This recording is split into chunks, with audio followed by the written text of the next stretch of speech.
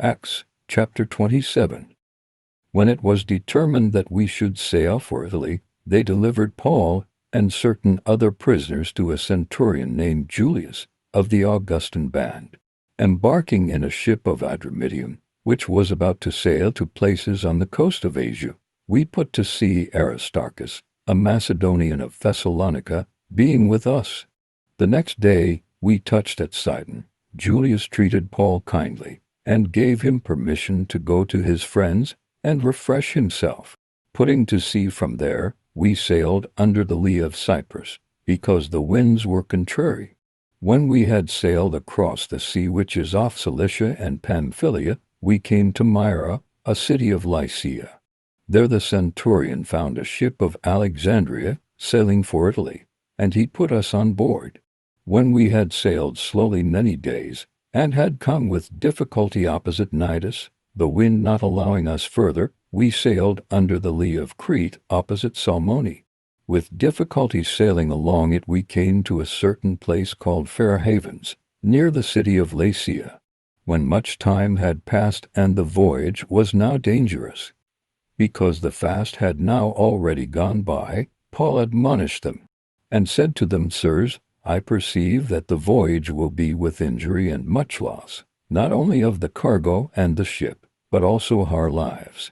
But the centurion gave more heed to the master and to the owner of the ship than to those things which were spoken by Paul. Because the haven was not suitable to winter in, the majority advised going to sea from there, if by any means they could reach Phoenix, and winter there, which is a port of Crete, looking southwest and northwest. When the south wind blew softly, supposing that they had obtained their purpose, they weighed anchor, and sailed along Crete, close to shore. But before long, a stormy wind beat down from shore, which is called Euroclydon. When the ship was caught, and couldn't face the wind, we gave way to it and were driven along. Running under the lee of a small island called Plata, we were able, with difficulty, to secure the boat. After they had hoisted it up, they used cables to help reinforce the ship.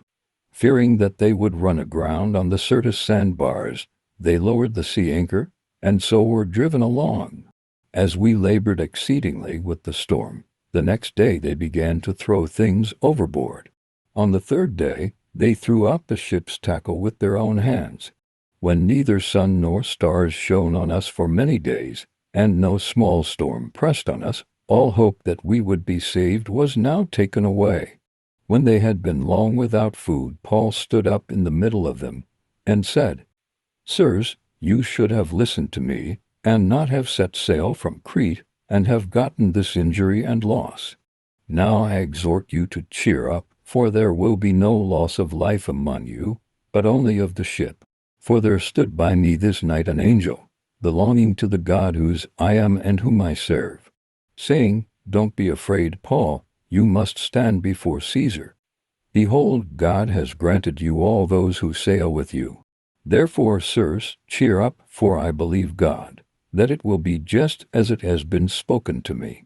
But we must run aground on a certain island. But when the 14th night had come, as we were driven back and forth in the Adriatic Sea, about midnight the sailors surmised that they were drawing near to some land. They took soundings, and found 20 fathoms. After a little while, they took soundings again, and found 15 fathoms.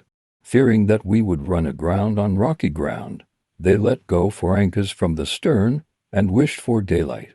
As the sailors were trying to flee out of the ship, and had lowered the boat into the sea, pretending that they would lay out anchors from the bow, Paul said to the centurion and to the soldiers, Unless these stay in the ship, you can't be saved.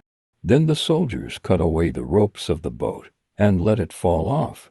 While the day was coming on, Paul begged them all to take some food, saying, Today is the 14th day that you wait and continue fasting, having taken nothing. Therefore I beg you to take some food, for this is for your safety. For not a hair will perish from any of your heads. When he had said this, and had taken bread, he gave thanks to God in the presence of all, then he broke it and began to eat. Then they all cheered up, and they also took food. In all, we were 276 souls on the ship. When they had eaten enough, they lightened the ship, throwing out the wheat into the sea. When it was day, they didn't recognize the land, but they noticed a certain bay with a beach, and they decided to try to drive the ship onto it. Casting off the anchors, they left them in the sea, at the same time untying the rudder ropes.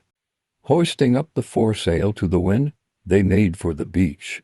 But coming to a place where two seas met, they ran the vessel aground. The bow struck and remained immovable, but the stern began to break up by the violence of the waves. The soldiers' counsel was to kill the prisoners, so that none of them would swim out and escape. But the centurion, desiring to save Paul, stopped them from their purpose, and commanded that those who could swim should throw themselves overboard, first to go toward the land, and the rest should follow, some on planks, and some on other things from the ship. So, they all escaped safely to the land. Thank you for watching. Please like, subscribe, hit the bell and share.